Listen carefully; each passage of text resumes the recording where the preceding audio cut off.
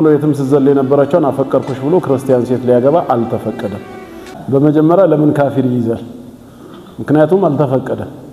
ቁርአን ላይ ያለው ወልሙህሰናቱ ሚነል ለዚነ ኡቱል ኪታበ ሚን ቀብሊኩም ከናንተ በፊት መጽሐፍ ከተሰጣቸው ከአይሁድና ክርስቲያን ሴቶች ሙህሰን ጥብቅ የሆኑትን ልታገቡ ተፈቀደ ሲባል ብዙ ፕሪኮንዲሽን አለው፣ መስፈርት ተቀምጧል።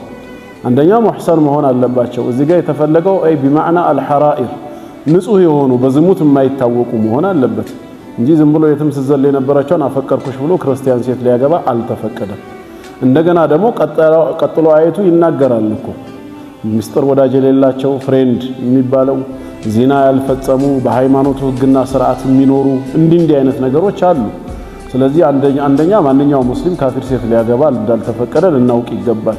ለምንድን ነው የኛ ሴቶች ለነሱ ያልተፈቀዱት ለኛ ግን የነሱ ሴት ለምን ተፈቀደ ሲባል ዋናው እኮ ዓላማ አልመርአቱ ዐላ ዲኒ ዘውጂሃ ነው። በአብዛኛው ሴት ልጅ በማን እምነት ስር ነው ያለችው?